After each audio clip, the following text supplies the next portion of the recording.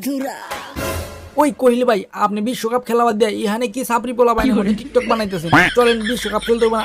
আরে সাকিব ভাই, দুঃখের কথা আর কইেন না। আইপিএল এ টানা 6টা ম্যাচ জেতার পরে ভাবছিলাম এবার আইপিএল ট্রফিটা আমরাই নিমু, জীবনের প্রথমবার আখেরি খায়েশ পুরো হইব, আইপিএল ট্রফিটা নিমু। কিন্তু ভাই, আমার আখেরি খায়েশটা পূরণ হইল না। হেল লাগা মনের দুঃখে টিকটক কইরা মনের দুঃখ কমাইতাছি। আপনিও চলে যান, আমি আইতাছি।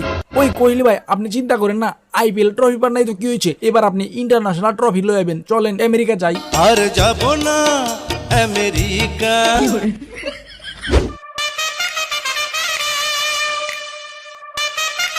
এই বাচ্চারা শোনো, তোমাদের সবাইকে একটা কথা কয়া রাখি, এইটা আমার জীবনের শেষ বিশ্বকাপ। এইবার ট্রফিটা আমার নিতে হইব, আমার জীবনের আখেরি খায়েশ পূরণ করতে হইব। বিশ্বকাপ ট্রফির উপরে তোমরা কেউ নজর দিও না, নজর দিলে কিন্তু তোমাদের চোখ তুলা ফালামো। ওই আজম ভাই, আশেপাশে একটু তাকায় কথা কইন। আমরা হইলাম বিশ্বের 1 নম্বর টিম। আমগো টেক্কা দিয়া, আমগো নাকের ডগা দিয়া বিশ্বকাপ ট্রফি নিয়ে যাবো এমন কুতুব আছে নাকি এই জমিনে? আছে মানে কোহলি ভাই, আমরা কি বাইশে আইছি নাকি? আমরা কিন্তু খেলে আইছি এত দূর, এবার ট্রফিটা আমরাই নিমু। না আমরা নিমু। কোহলি ভাই, আপনার মতো সিনিয়র লোক থাকতে ওরা এইভাবে আপনার অপমান করতেছে, এটা কিন্তু মাইনে নেওয়ার মতো না। ওই আমি থাকতে এত বড় কথা কস, তোদের আজকে খবর আছে? কি আমার খবর করে দিবি? তোরও খবর আছে?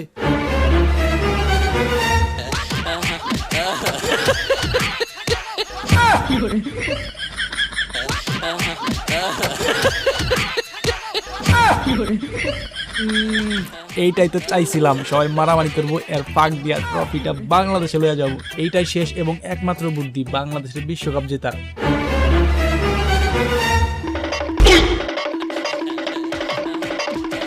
তোরা কে গো না সামার বাসা